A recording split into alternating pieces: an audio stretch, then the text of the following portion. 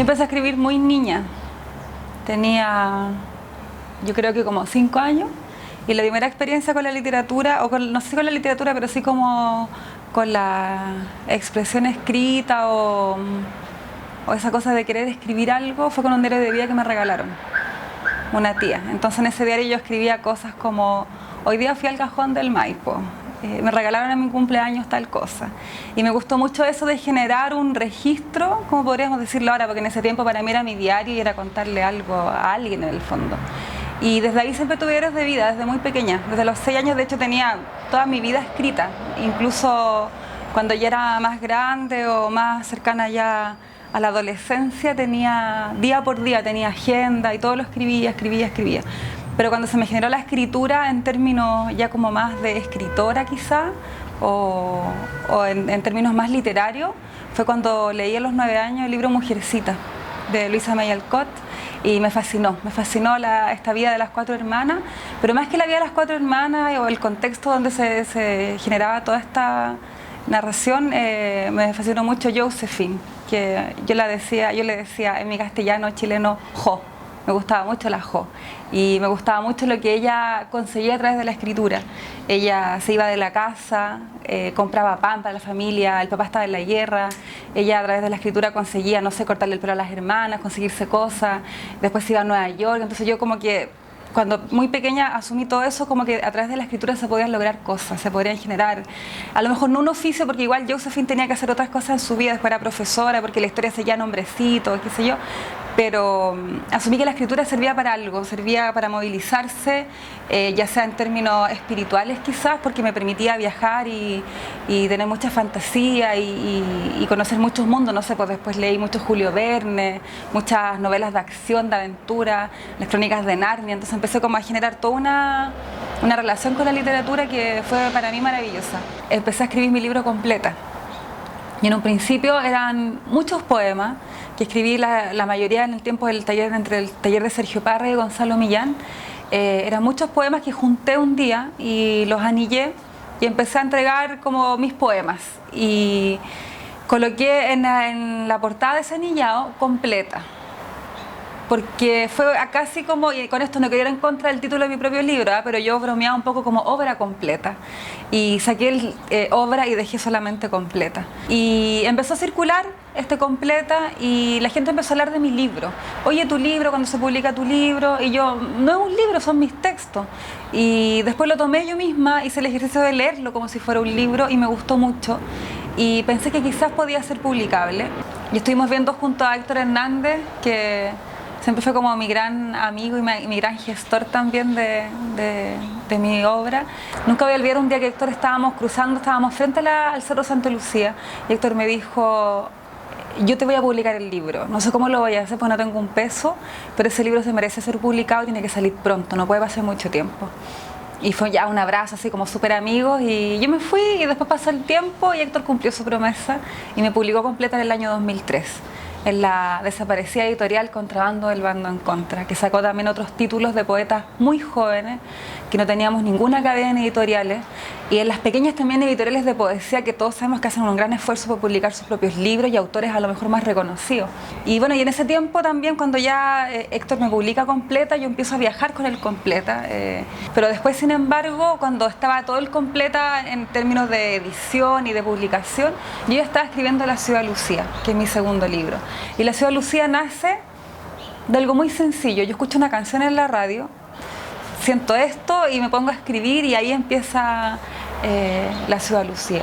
Y este libro es muy de género, me refiero como a lo femenino, a la relación de una madre con su hija, más que la madre con su hija, de una hija con una madre que no está y que ella le pregunta muchas cosas. Y ahí empecé a escribir La Ciudad Lucía, y La Ciudad Lucía hay apuntes, tengo casi mapas conceptuales, trabajé mucho en ese libro, muchos años, como 5 años más o menos. Y en él, claro, quise plasmar esto, como esta idea de una adolescente o de una mujer que no logra como entrar donde está madre y también que está siendo muy violentada por un ángel. ¿Ya? Hay un ángel que... en opuesto a los ángeles que vemos siempre, los que conocemos por por la iconografía, por las obras que vemos, en las que estamos acostumbrados a ver desde muy pequeños, ¿cierto? Las obras de arte. Este ángel era de barro, era un ángel de barro, y ese ángel de barro nace también de un grabado que yo vi en un libro de Blanca Andreu, una poeta española, y en este grabado aparece un ángel arrancándose de un poblado. Es como una especie de pueblo europeo, como con castillo, y él está metido en es un río, pero parece más bien una acequia, y él está arrancando de ahí y está mirando hacia ese pueblo, como una especie de poblado, y el grabado se llama "Se acordarán de mí", y él está mirando hacia atrás. Y de ahí nace esta idea del ángel de barro, y ahí empezó, a partir de este grabado y esta canción de Strokes, como siempre yo empecé a mezclar como muchas cosas que vienen de la cultura popular, la cultura clásica, empezó como a hacer, desde ahí empezó yo creo el trabajo más como de, quizá un poco multidisciplinario y de diálogo que trabajé ya después con el tiempo, que trabajo hasta el día de hoy. Y empiezo a tomar como estas pequeñas cosas que van apareciendo en mi vida y las voy haciendo ahí en el texto, las voy condensando en La Ciudad de Lucía. Entonces, claro, yo corrí el riesgo, y lo asumo, de que se me encasillara a lo mejor en poesía femenina, en poesía erótica, y de hecho muchas veces me presentaron así, la poeta erótica de la novísima generación de poesía, y a mí no me gustaba mucho eso, ¿ya? Porque yo ese riesgo lo corrí, pero al mismo tiempo sabía que no era así, porque yo estaba escribiendo de algo que no tenía que ver mucho con eso, pero sí tenía que ver con el género, y sí tenía que ver con algunas estructuras que yo estaba trabajando ya como más a modo interno. Entonces, claro, con la escritura de La Ciudad de Lucía, yo empecé a leerla mucho en festivales acá en Santiago, en festivales de poesía cuando iba al sur, por ejemplo, y se empezó a generar toda una discusión y un diálogo en respecto a este texto. Porque claro, uno lee y después de la lectura uno empieza a conversar con los poetas. Y una conversación la recuerdo muy bien con Felipe Ruiz. Si ya en poesía, el Felipe me dijo: tú encontraste una fórmula. Y esa fórmula te puede ser muy beneficiosa, pero después eso puede ser nefasto para tu poesía. Y en ese momento me quedo dando muchas vueltas a esa conversación que tuve con el Felipe, y quedé también muy agradecida por esa cosa que me dijo. Y claro, después con el tiempo salirme de ese ritmo de La Ciudad de Lucía, porque ya se había convertido como en algo ya corporal, casi como de una forma de respirar. Cuando yo publiqué La Ciudad de Lucía, hicimos el lanzamiento, me costó mucho sacarme La Ciudad de Lucía del cuerpo, y pasaron como 4 o 5 meses y dejé de escribir incluso, porque todo lo que escribía se parecía a eso.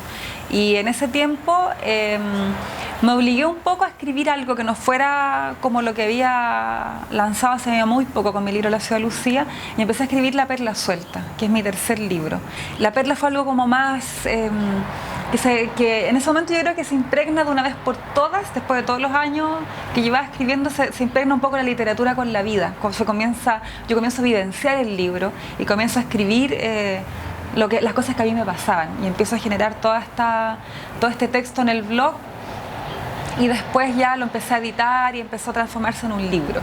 Y trabajé mucho con fotografías de una fotógrafa italiana de la EBU, Ellen von Ambert, y con ella fui dialogando con ella, digo yo, como si la conociera. Yo no la conozco, pero sus fotografías me ayudaron mucho a crear esta mujer, esta perla, esta imagen, y así se fue generando toda la temática del texto. Y La Perla es un texto también muy silencioso, porque dejo el ritmo de La Ciudad de Lucía. La Ciudad de Lucía también fue un libro que se publicó con un disco, ya que trabajé con unos músicos en ese tiempo y hicimos muchas propuestas poéticas, puestas en escena de música con poesía, algo para nada nuevo, sino que era continuar un poco con lo que se había hecho mucho, que lo había hecho, no sé, por Lance Sexton en los años 60 en Estados Unidos, o la misma Patti Smith, o algo más parecido también como a la PJ Harvey, algo así como más una puesta en escena de textos con...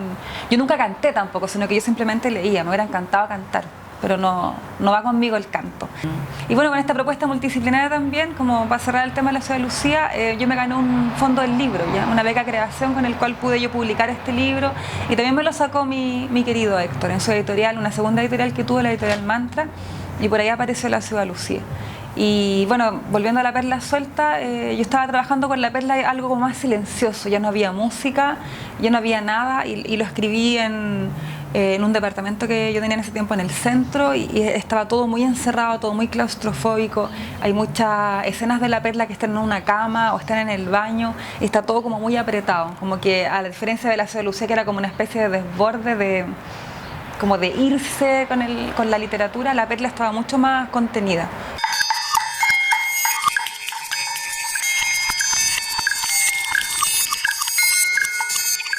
Después de La Perla empecé a trabajar en epístolas, eso fue el año 2010. Tengo unas cartas que escribí hace mucho tiempo atrás a un amor que yo tuve, y esas cartas, bueno, conseguí que me las devolviera y las tengo en mi poder, así que empecé a trabajar en libros de epístola. Me documenté mucho sobre el tema, leí muchos libros de epístola, no sé, pues los típicos que todos conocemos, Anaïs Nin, por ejemplo. Leí sobre Sylvia Plath, una poeta norteamericana también, de Anne Sexton.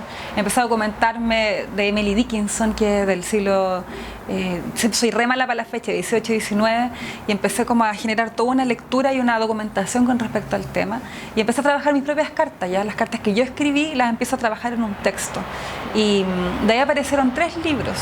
El primero se llama Estados de mi corazón, cuadernos de viaje, y se publicó en Guatemala. Y después aparece el segundo libro, que se llama Y la sangre corría por su carne como un río de leche, que es muy gracioso porque en una de las cartas, por el reverso, estaba escrito esto: y la sangre corría por su carne como un río de leche. Y esto seguramente lo escribí yo, no me acordaba de dónde había salido. Y bueno, fui a nuestro querido Google, nuestro buscador, ¿cierto?, que buscamos todas las cosas ahí, y googleé esa cita, y es una frase que aparece en Madame Bovary de Gustave Flaubert, que yo leí ese texto cuando estábamos en la universidad. Yo estaba escribiendo las cartas, seguramente me gustó tanto que lo escribí al reverso de la hoja que estaba escribiendo esta carta, así que quedó con ese nombre el segundo libro. Y el tercer libro se llama Paula dice, y esa va a aparecer en una editorial cartonera en España. Cuando uno escribe tiene que tomar una decisión súper importante de qué es lo que voy a hacer yo con la historia de la literatura.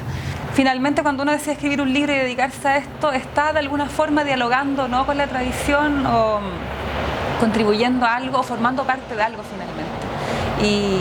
Y eso me ha ayudado mucho la escritura de la Gabriela Mistral, como que me ha conectado mucho con esa decisión que uno toma, sobre todo al ser mujer, sobre todo al decidir dedicarse a escribir y a tomar estos riesgos que uno toma, por ejemplo, claro, porque a lo mejor es re fácil más adelante decir, la Poli la Vaca con sus cartas, cosas de mujeres, como que es típico siempre el machismo, ¿cierto?, en nuestra sociedad patriarcal, pero yo creo que uno tiene que luchar por las cosas que ama y luchar por las cosas que uno quiere hacer, y para eso para mí la Gabriela Mistral es fundamental. Siempre trato de leerle cuando estoy muy, muy triste o demasiado así como que no logro salir de algo que me tiene como muy atribulada, ya sea algo cotidiano, algo escritural. Leo a la Gabriela y como que me da mucha energía y me llena de mucha, no sé si paz o serenidad, sino que como que me da como bríos, así como que me saca algo que tengo adentro como escondido.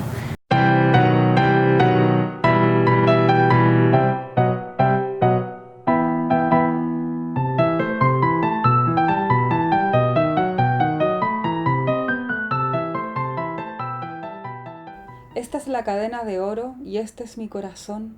Nada más hay en estos caprichos, no encontrarás nada más, decía la suelta mientras se quedaba alimentando a las yeguas, dándoles leche, manipulando la miel.